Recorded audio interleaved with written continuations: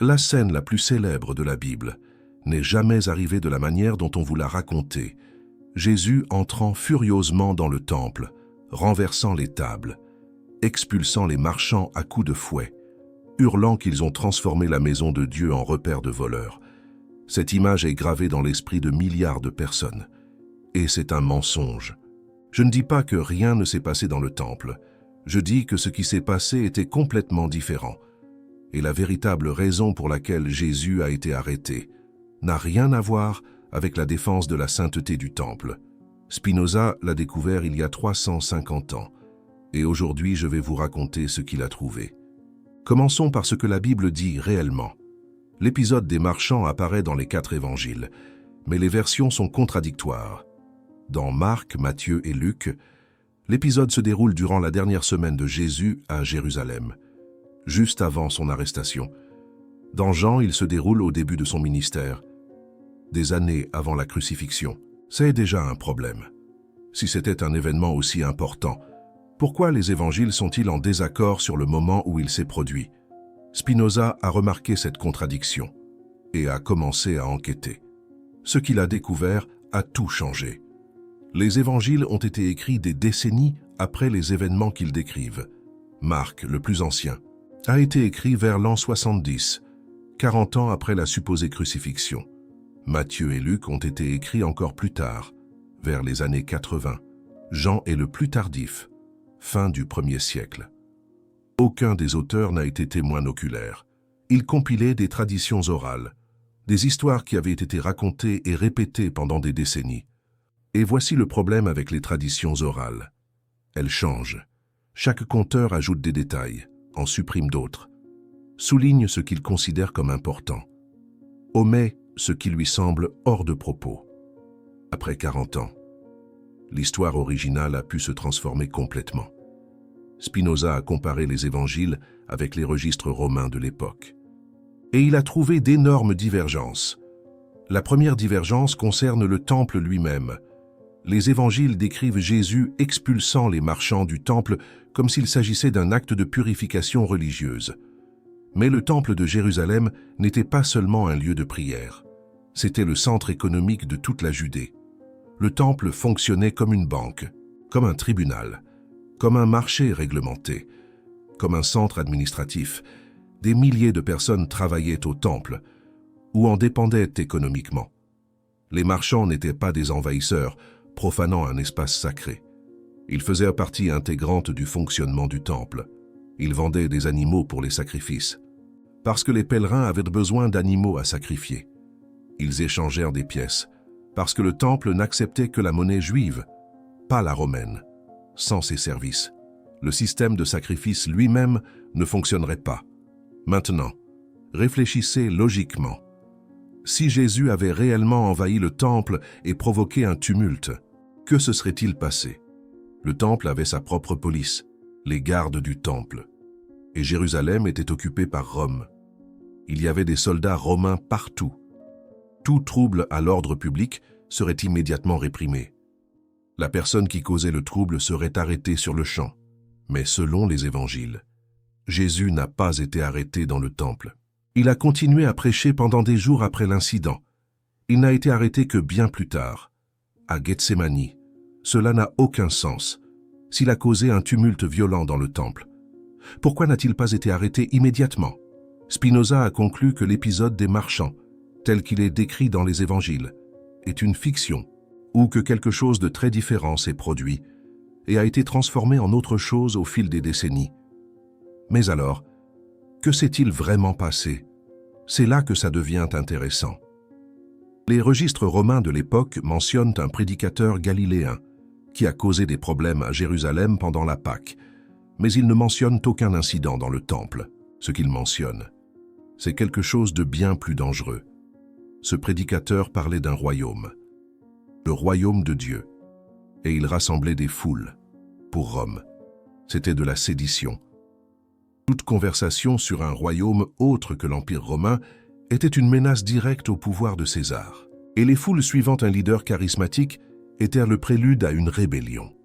Les registres romains indiquent que Jésus a été arrêté pour des motifs politiques, pas religieux. Il était perçu comme un leader révolutionnaire potentiel, quelqu'un qui pourrait inciter le peuple contre Rome. L'accusation formelle contre lui était d'être le roi des Juifs. Pas de profaner le temple, pas de blasphème. La plaque sur la croix disait « Jésus de Nazareth, roi des Juifs ». C'était une accusation politique, un crime contre l'État romain. Spinoza a compris que l'histoire des marchands a été créée après coup pour changer le récit. Les premiers chrétiens avaient un problème. Si Jésus a été exécuté comme un criminel politique, c'était honteux. Cela signifiait qu'il n'était qu'un rebelle juif de plus, écrasé par Rome. Rien de spécial. Mais si Jésus a été exécuté pour avoir défendu la pureté religieuse, c'était noble. Cela transformait sa mort en martyr. Cela donnait une signification théologique à la crucifixion. L'histoire des marchands sert à cela. Elle montre Jésus comme un défenseur de la foi, pas comme une menace politique pour Rome. C'est une réécriture de l'histoire à des fins de propagande religieuse. Et cela a parfaitement fonctionné. Pendant 2000 ans, des milliards de personnes ont cru que Jésus était mort à cause de la religion, alors qu'en réalité, il est mort à cause de la politique. Mais il y a d'autres couches dans cette histoire. Spinoza a enquêté sur qui voulait vraiment la mort de Jésus. Le récit traditionnel blâme les prêtres juifs et Ponce Pilate. Mais ce récit a également été construit après coup. Les premiers chrétiens, qui étaient encore juifs, n'avaient aucun intérêt à blâmer d'autres juifs. Mais à mesure que le christianisme s'est séparé du judaïsme et est devenu prépondérantement gentil, il est devenu nécessaire de blâmer les juifs et d'absoudre les romains. Pourquoi? Parce que les chrétiens voulaient être acceptés par l'Empire romain. Blâmer Rome pour la mort de leur fondateur n'était pas une stratégie intelligente. Mais blâmer les Juifs servait à de multiples objectifs. Cela éloignait le christianisme du judaïsme. Cela plaisait aux Romains. Cela créait un ennemi commun pour unir la communauté chrétienne. Et ainsi est né l'antisémitisme chrétien, basé sur un récit inventé, sur un crime que les Juifs n'ont pas commis. Spinoza, étant lui-même juif, avait un intérêt personnel à démanteler ce récit. Mais ses conclusions étaient basées sur des preuves, pas sur son identité. Il a analysé les textes, comparé les versions, identifié les contradictions, et est parvenu à des conclusions que d'autres avant lui n'avaient pas eu le courage d'exprimer. Maintenant, venons-en à la véritable raison de l'arrestation de Jésus.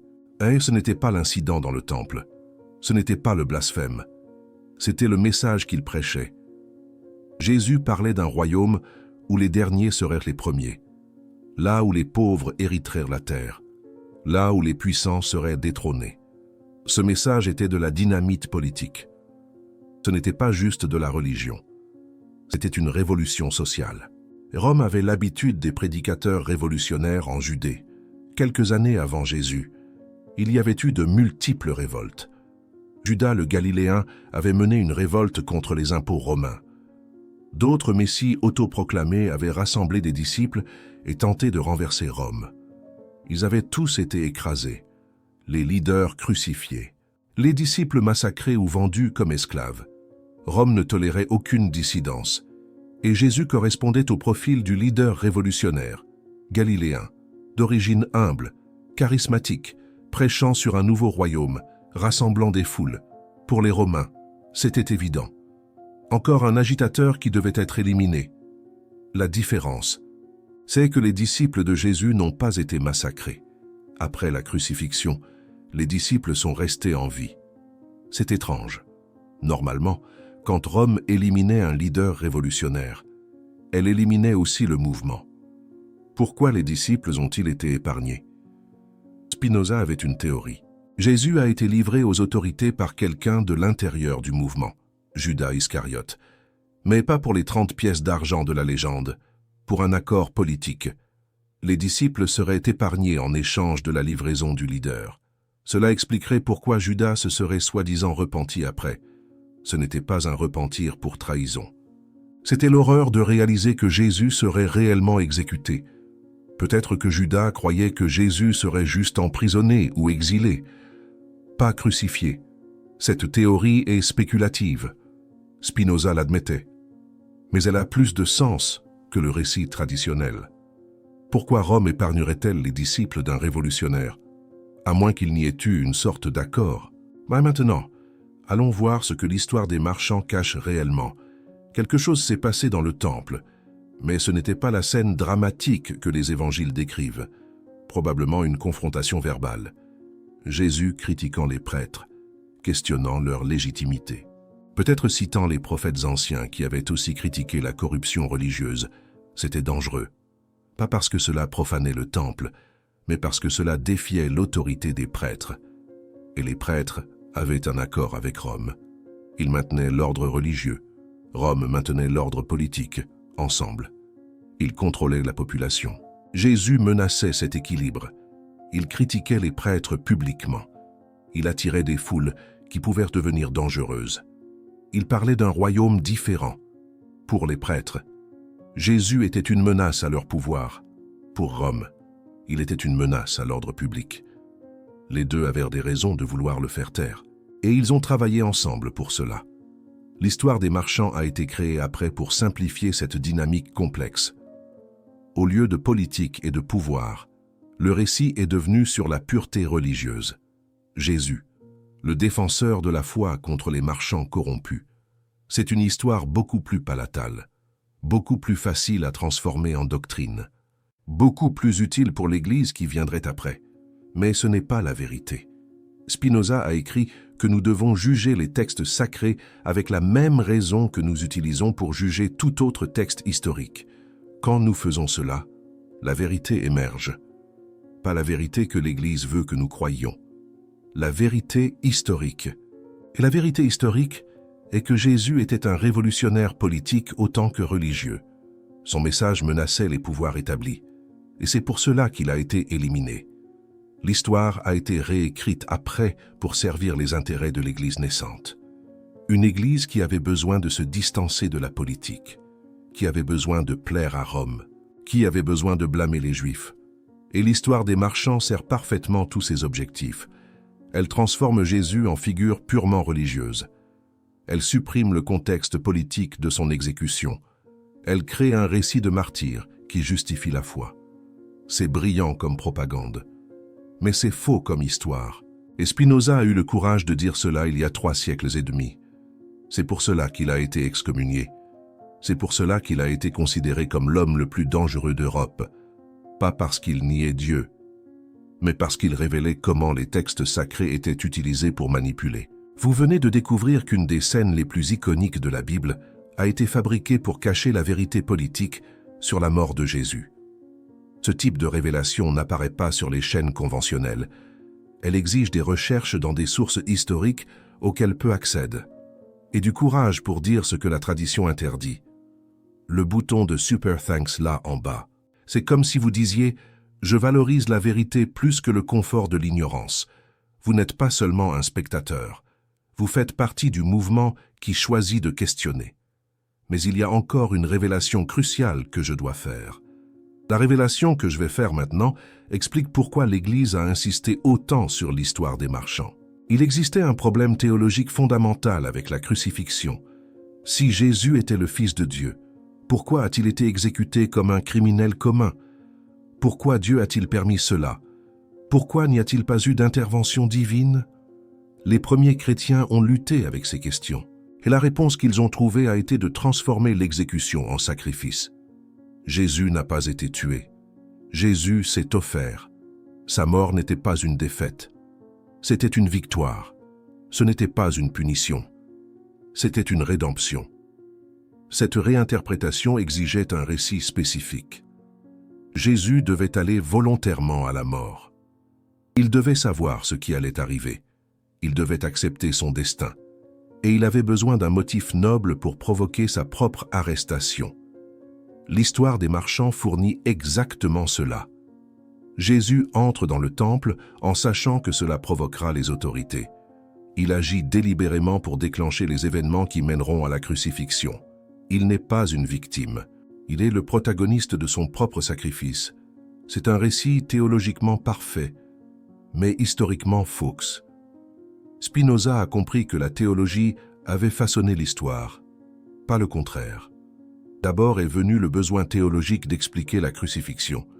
Ensuite sont venues les histoires qui satisfaisait ce besoin.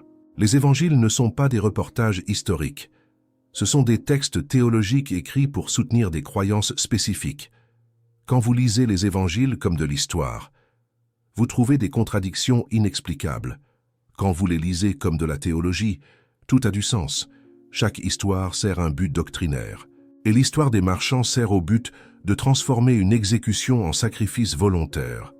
Maintenant, laisse-moi te montrer les preuves que Spinoza a trouvées dans les textes des historiens romains de l'époque, comme Tacite et Joseph. Jésus est mentionné brièvement. Tacite, écrivant vers l'an 115, mentionne Jésus comme le fondateur d'une superstition qui a émergé en Judée. Il dit qu'il a été exécuté par Ponce Pilate. Il ne mentionne aucun incident au temple. Il ne mentionne aucun marchand. Il ne mentionne ni fouet, ni table renversée. Joseph, historien juif écrivant pour un public romain, mentionne Jésus dans un passage controversé. Beaucoup de chercheurs pensent que ce passage a été modifié par des copistes chrétiens ultérieurs. Mais même dans la version altérée, il n'y a aucune mention de l'épisode des marchands. Si l'incident s'était réellement produit comme les évangiles le décrivent, ce serait un événement remarquable. Un homme causant un tumulte dans le temple le plus important du monde judaïque. Les historiens l'auraient enregistré. Mais il n'y a aucun registre indépendant, seulement dans les évangiles, écrits des décennies plus tard, par des auteurs avec un agenda théologique clair. Spinoza a utilisé ce silence des sources indépendantes comme preuve. Si l'épisode était si dramatique et important, pourquoi personne d'autre ne l'a enregistré? La réponse la plus probable est que cela ne s'est pas passé, ou que cela s'est passé d'une manière tellement différente, que cela n'était pas digne d'être remarqué par des observateurs extérieurs. Maintenant, passons à une autre preuve, le comportement de Jésus après le supposé incident, selon les évangiles. Jésus continue de prêcher dans le temple après avoir expulsé les marchands. Les prêtres sont furieux, mais ne font rien immédiatement. Ce n'est que des jours plus tard qu'ils conspirent pour l'arrêter. C'est étrange. Si quelqu'un causait un tumulte dans le temple, il serait arrêté sur le champ. Le temple avait des gardes. Jérusalem était remplie de soldats romains pendant la Pâque. L'idée que Jésus pourrait causer un tumulte violent et ensuite continuer à circuler librement est absurde, à moins que l'incident n'ait pas été violent, à moins que cela n'ait été qu'une confrontation verbale, une critique publique des prêtres. Cela serait remarqué, mais ne serait pas un motif d'arrestation immédiate, et cela expliquerait pourquoi Jésus a pu continuer à prêcher. Spinoza a conclu que ce qui s'est probablement passé est quelque chose comme ça. Jésus est entré dans le temple comme n'importe quel pèlerin. Il a vu le commerce qui soutenait le système de sacrifice. Il a fait des commentaires critiques, peut-être en citant les prophètes qui avaient critiqué la corruption religieuse. Cela a irrité les prêtres, mais ce n'était pas un crime. Il n'y a pas eu de violence. Il n'y a pas eu de table renversée. Il n'y a pas eu de fouet. Cette version est beaucoup moins dramatique. Elle ne sert pas aux sermons émotionnants. Elle ne montre pas Jésus comme un héros d'action. Mais c'est probablement ce qui s'est passé. Les versions dramatisées sont venues après, au fur et à mesure que l'histoire était racontée. Chaque narrateur ajoutant des détails, rendant la scène plus vivide, plus impressionnante, plus utile pour les besoins de la communauté chrétienne naissante, jusqu'à arriver à la version que nous connaissons aujourd'hui.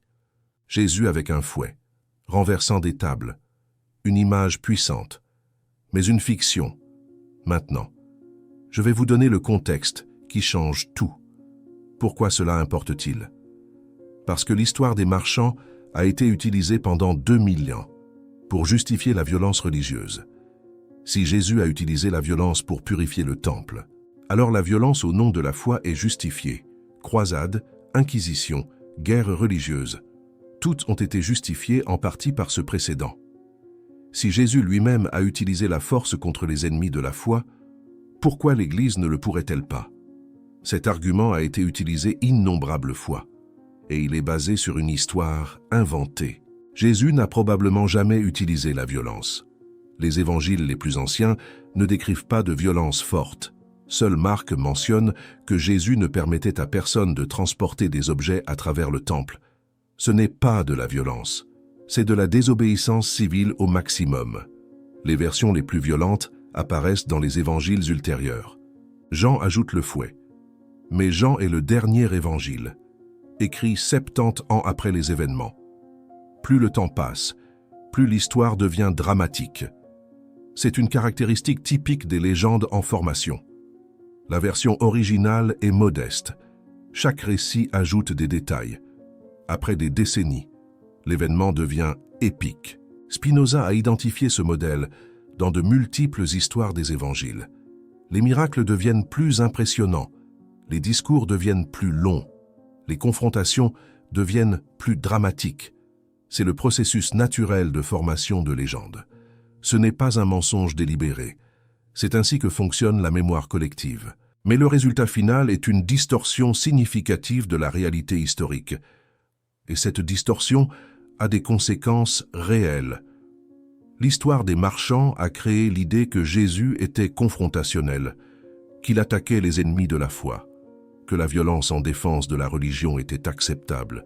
Si l'histoire était racontée comme cela s'est probablement passé, Jésus faisant une critique verbale aux prêtres, le message serait différent.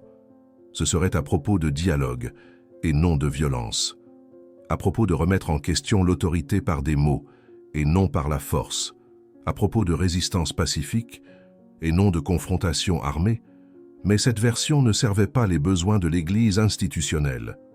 Une Église qui avait besoin de justifier son propre usage du pouvoir, qui avait besoin de contrôler par la force quand nécessaire, qui avait besoin d'un Jésus combatif pour légitimer son comportement combatif. Alors, ils ont gardé la version dramatique et ils ont supprimé les doutes. Spinoza a été l'un des premiers à soulever ces doutes publiquement et il a été détruit pour cela. Mais ces questions ont survécu et maintenant, vous pouvez les considérer. Que s'est-il réellement passé dans le temple? Pourquoi Jésus a-t-il réellement été arrêté? Qui avait intérêt à déformer l'histoire? Et pourquoi cette distorsion a-t-elle été si réussie? Ce sont des questions que l'Église ne veut pas que vous posiez, parce que les réponses ébranlent les fondations. Pas nécessairement la foi en elle-même, mais la foi dans l'institution qui contrôle le récit. Vous pouvez croire en Jésus, sans croire à la version institutionnelle de Jésus. Vous pouvez suivre les enseignements, sans accepter l'histoire déformée. Vous pouvez être spirituellement connecté, sans être mentalement contrôlé. Spinoza voulait cette liberté pour tous, la liberté d'examiner, de remettre en question, d'arriver à ses propres conclusions. Pas la liberté d'être athée, la liberté de penser, ce qui est très différent. Mais avant de conclure, je dois vous parler d'autres aspects de cette histoire que Spinoza a étudiée. Il y a un détail dans les évangiles que peu remarquent. La purification du temple est décrite de manière très différente dans chaque évangile. Et ces différences révèlent le processus de construction de la légende. Dans Marc, le plus ancien, Jésus entre dans le temple, regarde autour de lui et sort. Ce n'est que le lendemain qu'il revient et expulse les marchands. Pourquoi cette pause d'une journée? Cela n'a pas de sens narratif. À moins que Marc n'ait essayé d'intégrer une tradition orale à sa chronologie et qu'il n'ait pas réussi à le faire de manière fluide, Matthieu copie Marc, mais supprime la pause. Jésus entre et expulse les marchands le même jour. C'est une édition pour rendre la narration plus cohérente. Luc suit également Marc, mais ajoute des détails différents. Il mentionne que Jésus enseignait au temple, quotidiennement après l'incident, et que les chefs religieux voulèrent le détruire, mais ne pouvaient pas, parce que tout le peuple était attentif à ses paroles. Cela transforme Jésus en une figure plus politique. Un leader populaire protégé par les masses, Jean va encore plus loin. Il déplace l'épisode au début du ministère, il ajoute le fouet de corde et inclut un dialogue théologique sur la destruction et la reconstruction du temple en 3 jours. Chaque évangéliste a façonné l'histoire selon ses propres objectifs. Marc voulait montrer l'urgence et le conflit croissant. Matthieu voulait présenter Jésus comme le nouveau Moïse. Luc voulait souligner la dimension sociale. Jean voulait explorer des symbolismes théologiques profonds. Aucun n'était intéressé par la précision historique. Tous construisaient des narrations de foi. Spinoza aperçut ce schéma et a conclu que les évangiles sont des œuvres théologiques et non biographiques. Ils doivent être lus comme des expressions de foi, pas comme des registres de faits. Mais il y a encore un autre aspect crucial. Le temple de Jérusalem était une structure énorme.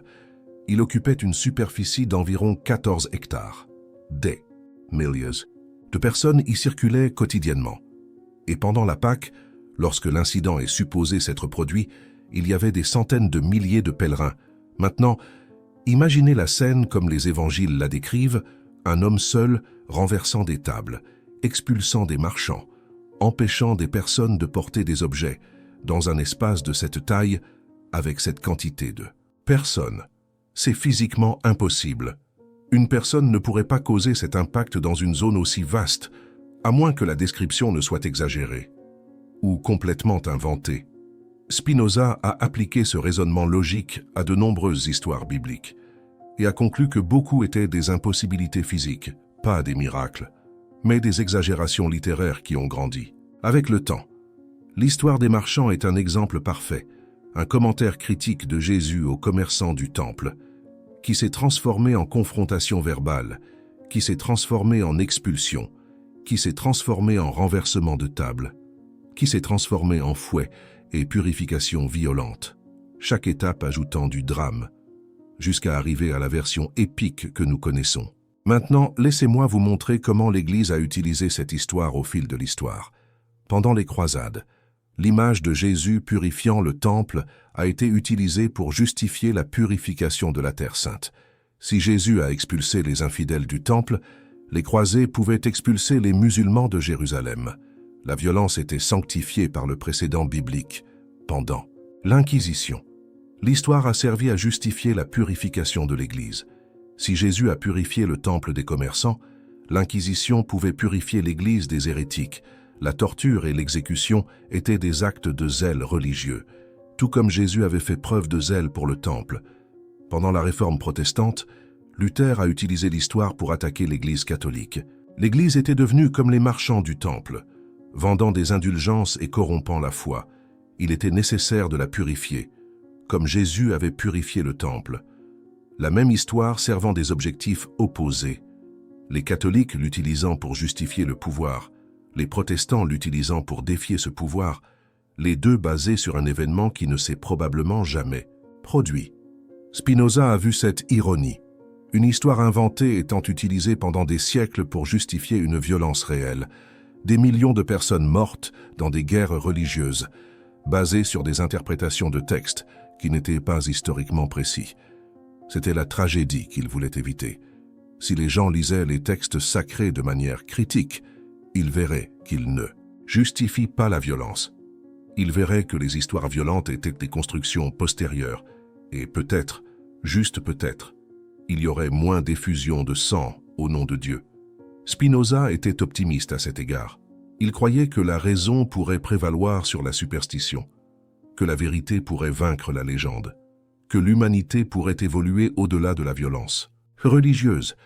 Il n'a pas vécu pour voir cela arriver. Il est mort jeune, à 44 ans, probablement de problèmes pulmonaires causés par la poussière du polissage des lentilles.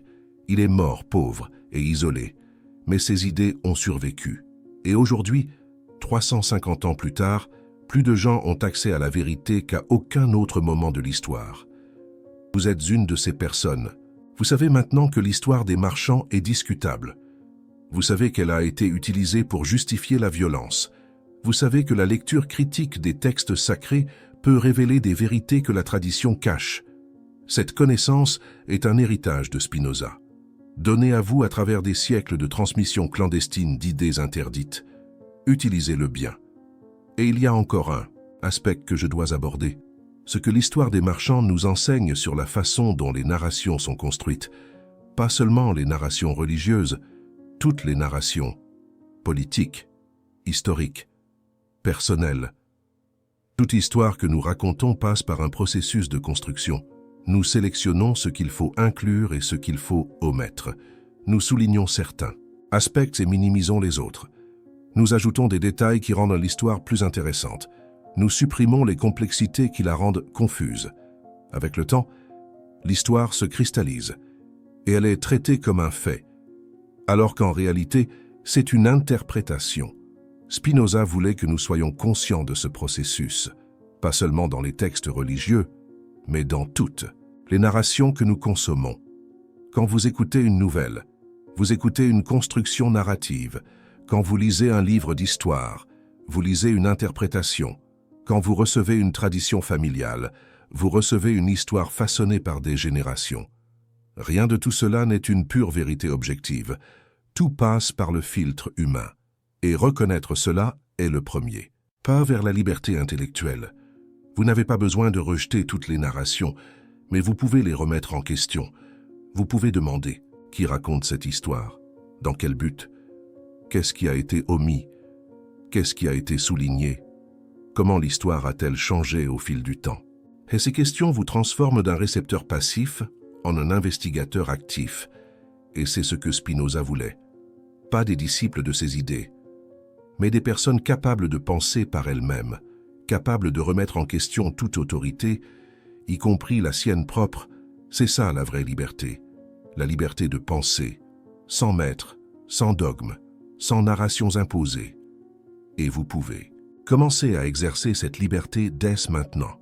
Maintenant, pour conclure, je voudrais vous laisser avec une réflexion.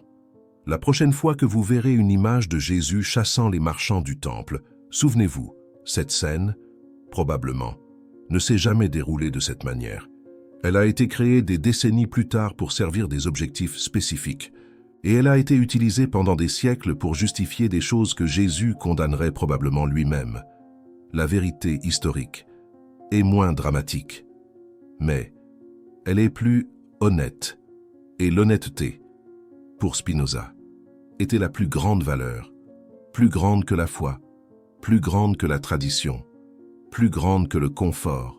L'honnêteté d'examiner ses propres croyances, de remettre en question ses propres certitudes, de chercher la vérité, même quand elle est incommode. C'est ce que Spinoza nous a enseigné. Et c'est ce que je vous offre avec cette vidéo. Pas de réponse toute faite, mais des questions honnêtes. Commentez ci-dessous après avoir vu ça. Croyez-vous toujours à la version traditionnelle des marchands au temple, team version biblique ou team vérité historique? Je veux savoir comment vous digérez ces informations. Et si cette vidéo vous a fait voir l'histoire d'une manière nouvelle, partagez-la avec quelqu'un qui est prêt à remettre en question. La vérité n'a pas besoin de protection. Elle a seulement besoin de personnes courageuses qui la cherchent. Spinoza fut l'une de ces personnes. Peut-être que vous serez la prochaine. À la prochaine vidéo. Et souvenez-vous, ce qu'on vous a enseigné n'est pas nécessairement ce qui s'est passé.